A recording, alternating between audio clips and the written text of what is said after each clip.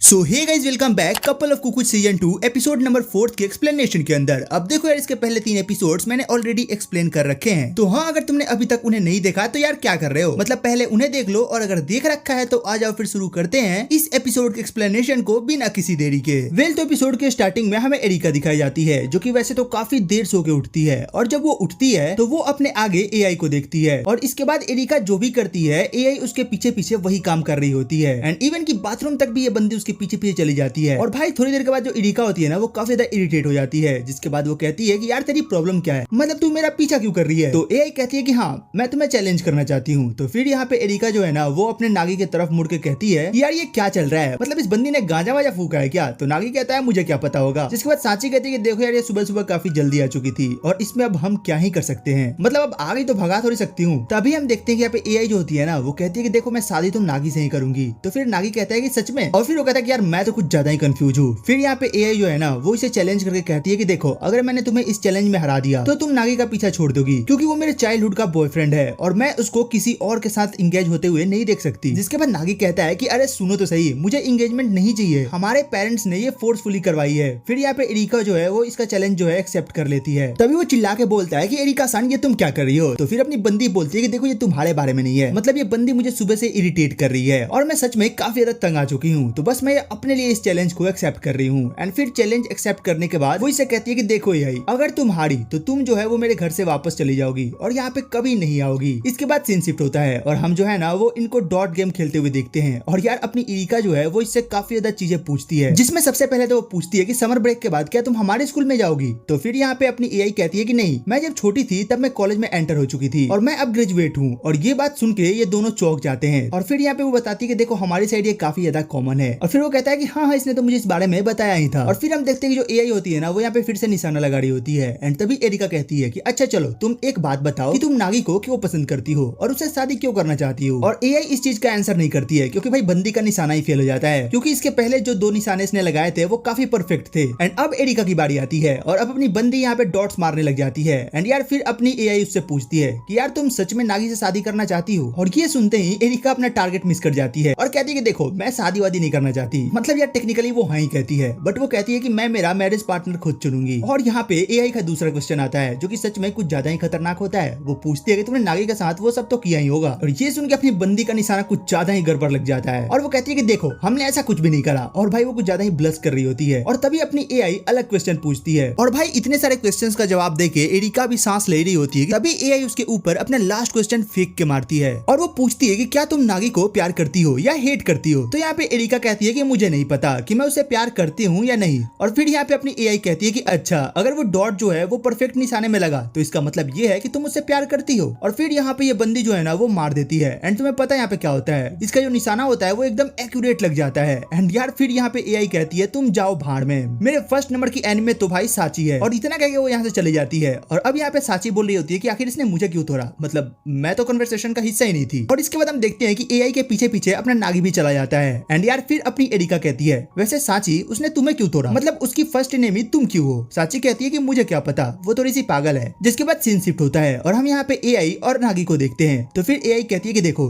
तुम सच में बहुत ज्यादा फंस चुके हो, जहाँ पे ये तीनों लड़कियां तुम्हें पाना चाहती है और तुम तीनों के चक्कर में पड़े हुए भी हो, मतलब क्या चल रहा है ये, और इन सब से मैं तुम्हें निकाल सकती हूँ। और ये काफी ज्यादा बवाल सी बातें करने लगती है, लेकिन इसका मीनिंग काफी ज्यादा सिंपल होता है। वो कहती है कि देखो तुम 17 साल के हो और मैं 18 साल की होने वाली हूँ, और हम कुछ ही सालों में मैरिड हो सकते हैं, और तुम उन तीनों को छोड़ के मेरे साथ बहुत खुश रह सकते हो। मतलब सोच लो कि तुम्हें क्या करना है अगर तुम चाहो तो। एंड अगर मैं सिंपल वर्ड में बताऊं तो आई लव यू। एंड इतना कह के ये यहाँ से निकल लेती है। जिसके बाद नागी थोड़ा सा उसका पीछा करने का ट्राई करता है, बट भाई वो बंदा गिर जाता है और गिरे गिरे ये कहता है कि पहली बार किसी लड़की ने भाई मुझे प्रपोज करा है, मतलब सच में ये फीलिंग कुछ ज्यादा ही अच्छी है। वेल, इसके बाद हमें नेक्स्ट सीन दिखाया जाता है, जहाँ पे अपना नागी जो है ना वो अपने घर में बहुत आराम से लेटा हुआ होता है। एंड यार वो कल के बारे में सोचे जा रहा होता है, मतलब भाई उसके मन में काफी ज्यादा लड्डू फूट रहे होते हैं और उसकी धड़कनें तो भाई क्या ही बोलना, कुछ ज्यादा ही तेज हो रही होती है। एंड तभी यहाँ पे एरिका और साची आ जाती है और तभी साची कहती है कि यार तुम्हें अटैक वटैक आ गया क्या, मतलब तू कल से कुछ अजीब सी हरकतें कर रहा है, तूने कल से खाना भी नहीं खाया है तो खा लो। और यहाँ पे अब ये थोड़ा खाना खाने बैठ जाता है और अपनी एरिका की थोड़ी बुराई करता है, मतलब कि उसने खाना ठीक से नहीं बनाया ये वो। तभी यहाँ पे अपनी बंदी कहती है कि तुम्हें पता है उस बंदी ने तुम्हें प्रपोज करा और तुम पागल हो गए हो। और यहाँ पे साची कहती है कि ऐसा रिएक्शन तो एलिमेंट्री स्कूल के बच्चे भी नहीं देते होंगे जैसा तुम बकलोली कर रहे हो, मतलब तुम सच में पागल हो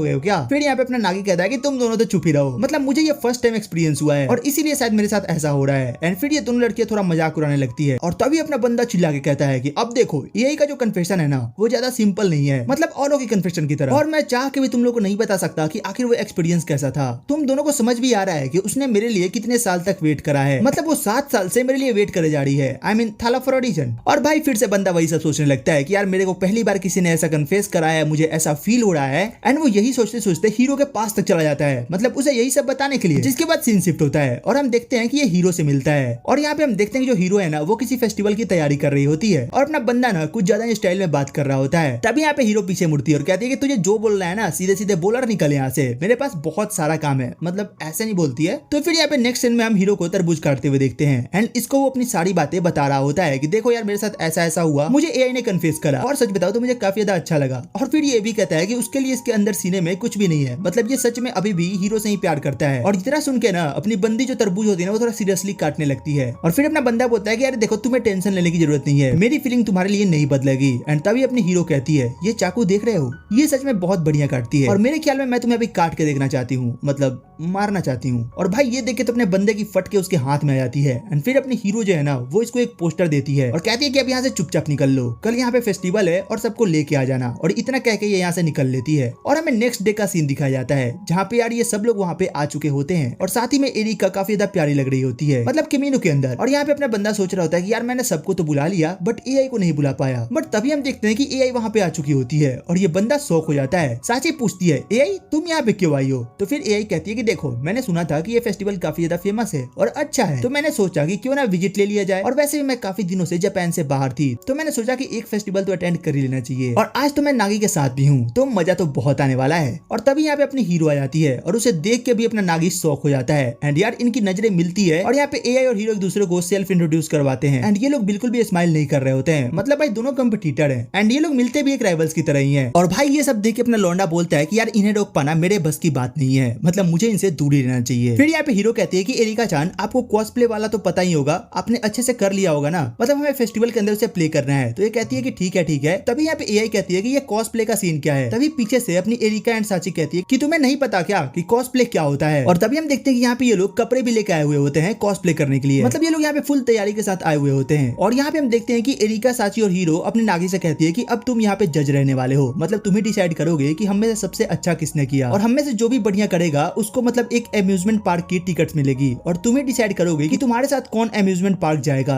मतलब भाई किस्मत देख रहे हो लौंडे की। और ये सुनकर नागी की फट जाती है। ये चारों एक ही टाइम पे सोचती है कि मैं तो नहीं हारने वाली हूँ। और फिर हमें पता चलता है कि यार हीरो एरिका एंड सांची का कुछ प्लान होता है, मतलब कॉस्प्ले के बारे में, जिसके बाद सीन शिफ्ट होता है और हम देखते हैं कि फाइनली कंसर्ट शुरू होने वाला होता है। एंड यहाँ पे वो लोग अनाउंस भी कर देते हैं। फिर नागी काफी ज्यादा सोच में डूबा होता है क्योंकि यार वो जो है ना वो हीरो की वजह से जज बना होता है और हीरो को ऐसे ही लग रहा होता है कि नागी हमेशा उसको ही ऊपर रखेगा। बट यार फिर नागी सोचता है कि अगर मैंने ऐसा किया तो वो तीनों मेरे को छोड़ेंगे नहीं, मतलब वो मेरा लास्ट दिन होगा। एंड फिर एरिका को देखता है जो कि बनी के कस्ट्यूम में होती है। और यहाँ पे जो अपना हीरो होता है ना वो एआई को ऑलरेडी बता चुका होता है कि बेसिकली ये सांची हीरो एंड एरिका में से किसी का प्लान है कि वो ही कंसर्ट को जीतेंगी और यहाँ पे तुम्हें कुछ भी करने का कोई फायदा नहीं है। एंड फिर यहाँ पे सांची आती है और हम देखते हैं कि उसने काफी ज्यादा नॉर्मल कपड़े पहने होते हैं तो सारे लोग हंसने लगते हैं। एंड यार हमें उसके पास्ट का कोई मैसेज दिखाया जाता है बट खैर हम उसे यहाँ पे कवर नहीं करने वाले। और यहाँ पे सांची भाई काफी ज्यादा क्यूट लग रही होती है, मतलब कुछ ज्यादा ही अच्छी लग रही होती है। और यहाँ पे ऑडियंस उसे देख के चिल्लाने लगती है क्योंकि भाई उन्हें भी ये सब देख के कुछ ज्यादा ही मजा आ रहा होता है। और फिर यहाँ पे हम हीरो को देखते हैं जो कि आती है और हीरो की परफॉर्मेंस काफी ज्यादा बढ़िया होती है एंड पूरी ऑडियंस का अटेंशन हीरो की तरफ हो जाता है और सच में ये काफी ज्यादा बढ़िया था। और फिर हम देखते हैं कि यहाँ पे एआई आती है लेकिन उसने यहाँ पे कोई कॉस्प्ले नहीं किया होता है और इसने इसके अंदर पार्टिसिपेट भी नहीं किया होता है। एंड यार ये बोलती है कि देखो मुझे माफ करना, मतलब मुझे ये सब करने की कोई आदत नहीं है। मैं बता दूं कि मैं एडवांस में ही अगले इवेंट को प्ले कर रही हूँ और अगला इवेंट सिंगिंग का होता है। और यहाँ पे ये काफी बढ़िया गाना गाती है एंड हमें पता चलता है कि ये काफी ज्यादा फेमस सिंगर है, मतलब आज तक किसी ने इसका फेस नहीं देखा था। और सच में यार ये बहुत ही बढ़िया गाती है। एंड वेल इसी के साथ ये एपिसोड यहीं पे खत्म भी हो जाता है। वेल तुम कमेंट करके बताना कि तुम्हें एपिसोड कैसा लगा और तुम्हें इसका सेकंड सीजन अभी तक कैसा लग रहा है। और हाँ अगर अच्छा लग रहा हो तो यार एक कमेंट कर देना एंड लाइक एंड सब्सक्राइब करना तो भूलना मत। वेल तो चलो फिर मिलते हैं तुमसे एक और नई वीडियो एक और नए एक्सप्लेनेशन के साथ। तब तक के लिए टेक केयर,